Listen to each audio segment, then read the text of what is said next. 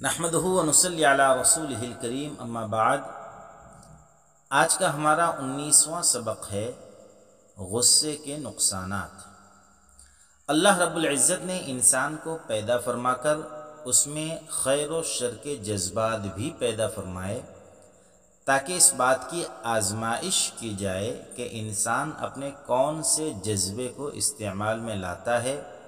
اور کتنا اپنے جذبات پر قابو پاتا ہے۔ ان جذبات میں سے ایک اہم جذبہ غصہ ہے۔ فرماتے ہیں کہ انسان میں دو عادتیں مرکزی کردار ادا کرتی ہے، ایک پیٹ کی خواہشات اور دوسرے غصے کے جذبات۔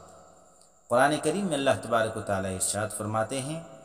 الذین ينفقون فی السراء والضراء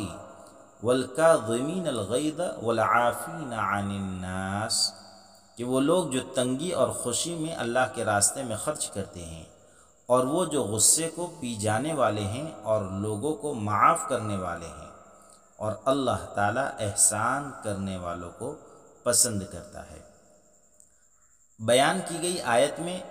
غصے کے گھونٹ کو پی کر معاف کرنے کا رویہ اختیار کرنے والے لوگوں کو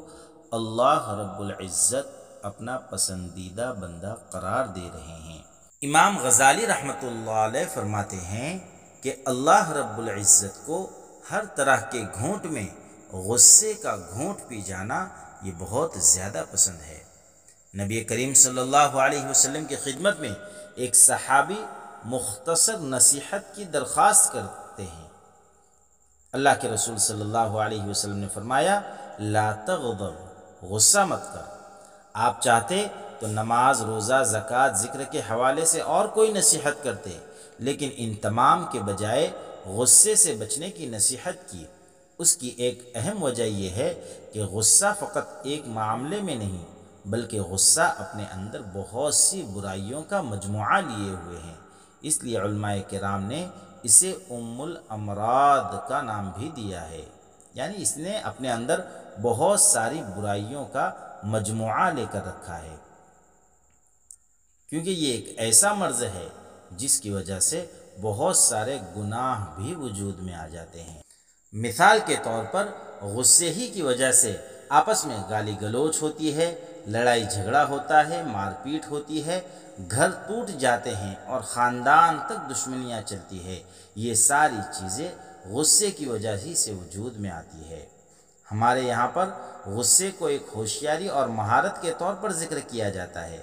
مثلا یہ کہنا کہ مجھ سے ہر بات برداشت نہیں ہوتی، میں تو صاف منہ پر سنا دیتا ہوں،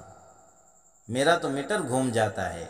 میری کھوپڑی بہت گرم ہے، وغیرہ ایسے بہت سارے جملے استعمال کر کے ہم سمجھتے ہیں کہ ہم کوئی بہت بڑی بات کر رہے ہیں، حالانکہ یہ سب شیطان کے ہتھ کنڈے ہیں اور وہ ایسے بہانے باز جملوں کے ذریعے ہمیں غصے میں لا کر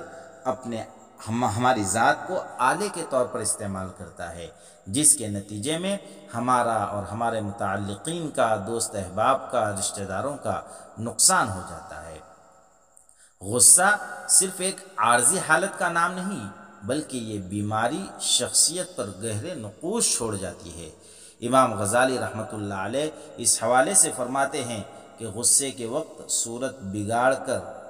ہوتا ہے نا، غصے کے وقت انسان صورت اور چہرہ بگاڑ دیتا ہے، تو کہا کہ اس کا صورت بگاڑنا یہ اس کی صورت کو اور بھیانک بنا دیتا ہے، اور ایسی صورت بنتی ہے کہ جیسے کاٹنے والا کتا اور انسان اپنے مقام سے گر کر خونخوار درندہ بن جاتے ہیں، جبکہ جو لوگ اپنے غصے پر قابو رکھتے ہیں ان کی صورت علماء، اولیاء اور صالحین سے ملتی ہے۔ غصے میں انسان عقل مندی سے کم عقلی کا سفر پل بھر میں طے کر لیتا ہے اور اسے پتہ بھی نہیں چلتا کہ کب اس کی عقل نے کام کرنا بند کر دیا ہے، اور وہ غصے میں ایسے الٹے سیدھے فیصلے لے لیتا ہے کہ بعد میں پھر اس کے اوپر پچھتانا پڑتا ہے۔ حسن بصری رحمۃ اللہ علیہ فرماتے ہیں کہ جب تو غصہ کرتا ہے اور اچھلتا ہے، قریب ہے کہ کہیں چھلانگ نہ لگا دے اور یہ چھلانگ تجھے سیدھا جہنم میں پہنچا دے۔ ہوتا ہے نا، انسان جب غصہ کرتا ہے آپے سے باہر ہو جاتا ہے، لوگ اس کو پکڑتے ہیں تو اور زیادہ چھلانگ لگاتا ہے، حسن بصری فرماتے ہیں کہ یہ چھلانگ تجھے کہیں جہنم میں نہ پہنچا دے۔ سلیمان بن داؤد علیہ السلام اپنے بیٹے کو نصیحت کرتے ہوئے فرماتے ہیں کہ بیٹا، زیادہ غصہ بربادی اور آدمی کو ہلکا کر دیتا ہے۔ معلوم ہوا کہ غصہ انسان کی شخصیت میں فقط ضد، جہالت، انا پرستی کا ذریعہ بنتا ہے، لہٰذا غصے پر کنٹرول کرنا چاہیے۔ اب غصے پر کنٹرول کیسا ہوگا، اس کا علاج کیا ہے؟ تو چند تجاویز آپ سماعت کریں۔ وہ غصہ جو ہمارے مزاج کا مستقل حصہ بن جائے، اس کے پیچھے کچھ اسباب ضرور ہوتے ہیں۔ ماہرین کے مطابق غصہ ایک رد عمل ہے جس کے اسباب میں ایک اہم سبب خوف کی کیفیت ہے، اور خوف ہمیشہ نااہلی کی بنا پر پیدا ہوتا ہے۔ مثلا ایک شخص اپنی بیوی کے حقوق ادا نہیں کرتا تو وہ ہر وقت اس خوف میں مبتلا رہتا ہے کہ گھر میں کیسے جاؤں،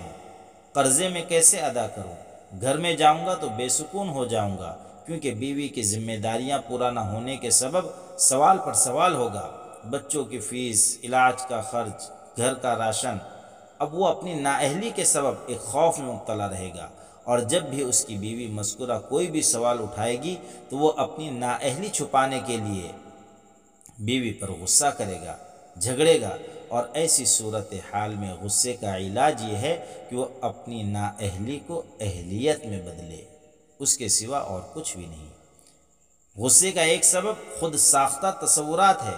مثلا خاندان، قبیلہ، رنگ، نسل کی وجہ سے ایک بلا وجہ کی بڑائی کا شکار ہو جانے سے غلط فہمی میں خود کو افضل سمجھنا، کسی کی معمولی بدسلوکی پر اپنی پہچان جتا کر غصہ کرنا۔ غصے کے حوالے سے سب سے پہلے یہ اصول سمجھنا ضروری ہے کہ غصہ انسانی خواہشات اور جذبات کا لازمی جز ہے، لہٰذا غصے کے علاج کے حوالے سے جو بھی علاج ذکر کیا جائے گا وہ غصے کو قابو کرنے کے طریقے ہوں گے، نہ کہ ختم کرنے کا۔ اس لیے اللہ کے رسول صلی اللہ علیہ وسلم کا یہ ارشاد ذہن میں رکھیں کہ پہلوان وہ نہیں جو ایک ہی وار میں مقابل کو گرا دے، بلکہ حقیقی پہلوان وہ ہے جو عین غصے کی حالت میں اپنے اوپر قابو رکھ لے۔ دل اس بات کا شدت سے تقاضا کر رہا ہوتا ہے کہ اس کو ابھی کھری کھری سنا دوں، ایک تھپڑ رسید کر دوں، گالیاں دوں، اپنی بھڑاس نکال دوں، گھر والوں پر چیخ چیخ کر اپنی بڑائی جتاؤں، غرض اپنے ہاتھ، پیر یا زبان کے استعمال سے اپنے کلیجے کو ٹھنڈک پہنچاؤ، اور مجھے بظاہر کوئی روکنے اور ٹوکنے والا بھی نہیں۔ ٹھیک ایسی حالت کے دوران اپنے آپ پر قابو کرنا اور نظر انداز اور درگزر سے کام لینا، یہ واقعی بہت بڑی پہلوانی کا کام ہے۔ غصے کے علاج کے طور پر کچھ طریقے بیان کیے جا رہے ہیں جو مستقل علاج کی حیثیت رکھتے ہیں، جن میں تھانوی رحمۃ اللہ علیہ ایک طریقہ ارشاد فرماتے ہیں کہ غصے میں مبتلا شخص اپنے عیوب پر ہر حال میں نظر رکھے۔ اپنے عیوب پر نگاہ رکھنے والا شخص ہمیشہ عاجزی اور اپنی اصلاح کی فکر میں مگن رہے گا، اور اسے یہ فکر کبھی بھی اپنے مخاطب پر چڑھائی کرنے سے روکتی رہے گی۔ مثال کے طور پر اگر کسی پر کسی بات پر غصہ آ رہا ہے تو انسان اپنے اندر کی خامیوں پر، اپنے عیب پر نظر رکھے۔ اس کو جب نظر آئے گا کہ یہ برائی تو میرے اندر بھی موجود ہے، میرے اندر بھی یہ کمزوری موجود ہے، تو وہ سامنے والے پر غصہ کرنے سے پہلے 10 مرتبہ سوچے گا۔ اسی طرح حضرت نے ایک بات یہ بھی ارشاد فرمائی کہ غصہ قابو کرنا ہمیشہ فائدہ مند رہتا ہے، اور غصے کے تقاضے پر عمل کرنا ہمیشہ نقصان دہ ثابت ہوتا ہے۔ یعنی ایسا کبھی نہیں ہوا کہ کسی نے غصہ نہ کر کے شرمندگی اٹھائی ہو، بلکہ ایسا شخص ہمیشہ اپنے فیصلے پر اطمینان کا اظہار کرے گا، اور ایسا نہیں ہوا کہ کسی نے غصہ کر کے افسوس اور شرمندگی نہ اٹھائی ہو۔ اس کا اندازہ معاشرے میں پھیلے ہوئے بہت سے معاملات سے لگایا جا سکتا ہے۔ مثلا کاش میں اس موقع پر اپنا ہاتھ روک لیتا، کاش میری زبان گونگی ہو جاتی، کاش میں اپنی زبان سے فلاں جملہ نہ کہتا۔ الغرض بہت سے تعلقات، لین دین، رشتہ داریاں، برادریاں، خاندان اس غصے کی عارضی کیفیت کے نظر ہو جاتے ہیں۔ طلاق کی شرح جو تیزی سے بڑھ رہی ہے، اس میں غصے کا بہت بڑا حصہ ہے۔ تقریباً مرد حضرات غصے کی عین حالت میں معمولی تو میں طلاق کی نوبت تک پہنچا دیتے ہیں، اور اکثریت بعد میں یہ کہتی ہے کہ ہم نے غصے میں ایسا کیا ہے، اب ہم شرمندہ ہے، ہمیں کوئی طریقہ بتا دیا جائے تاکہ ہم اپنی شریک حیات کو دوبارہ لا سکیں۔ لیکن اب پچھتاوے کیا ہوت جب چڑیا چگ گئی کھیت۔ غصے کو قابو کرنے کا ایک مفید علاج یہ بھی ہے کہ غصے کے دوران عذاب الہی اور اللہ کی قدرت کو ذہن میں دہرائیں۔ جیسا کہ روایت میں ہے کہ ایک بار ہے صدیق اکبر رضی اللہ تعالیٰ عنہ اپنے ایک غلام کو ڈانٹ رہے تھے تو اللہ کے رسول صلی اللہ علیہ وسلم نے ارشاد فرمایا کہ ابو بکر، اللہ تبارک و تعالیٰ تم پر اس سے زیادہ اختیار رکھتا ہے جتنا تم اپنے اس غلام پر رکھتے ہو۔ یعنی ہم جس پر غصہ کر کے اپنی بھڑاس نکال رہے ہوتے ہیں وہ در حقیقت ہمارا اختیار ہوتا ہے جسے ہم استعمال کرتے ہیں۔ اس سے بڑھ کر اختیار اللہ کو اپنے بندے پر ہے، لہٰذا ہم اگر اللہ سے معافی، درگزر، چھوٹ اور رعایت کو پسند رکھتے ہیں تو لوگوں کے ساتھ بھی اپنے رویے میں اس چیز کو پسند رکھیں۔ اسی طرح غصے کا ایک اہم علاج یہ ہے کہ غصہ جس جگہ آ رہا ہو وہاں سے فوری اتنا دور ہٹ جائیں کہ وہ شخص ہمیں نظر نہ آئے۔ امام غزالی رحمۃ اللہ علیہ فرماتے ہیں غصے کا اصل سبب انسان کے جسم میں موجود حرارت کے مادے ہیں، اور حرارت کا سبب حرکت ہے۔ جتنی حرکت ہوگی یعنی جتنا زیادہ بولے گا، جواب دے گا، ہاتھ اٹھائے گا، سوچے گا، یہ ساری چیزوں سے انتقام کے جذبے کے سبب حرکت بڑھتی رہے گی، اور جیسے ہی وہ اپنی جگہ بدل کر سکون میں آ جائے گا، ایسی حرکات سے پرہیز کرے گا تو جسم کی حرارت کم ہو جائے گی، جس کے نتیجے میں غصے کے جذبات بھی کم ہوں گے، جس کے لیے علماء نے بہت سارے مختلف علاج وہ تجویز کیے ہیں۔ مثلا بحث و مباحثہ سے بچنا۔ اس موقع پر جہاں آپ رہ رہے ہو، جیسے کمرہ ہو، گھر ہو، آفس ہو، اس مخصوص جگہ سے اتنی دور چلے جانا کہ وہ سامنے والا شخص آپ کو نظر نہ آئے۔ اگر گھر میں لڑائی جھگڑا ہو رہا ہے تو آپ وہاں سے دور ہو جائے، آفس میں بحث و مباحثہ ہے تو آپ وہاں سے دور ہو جائے اور گفتگو کا موضوع بدل جائے۔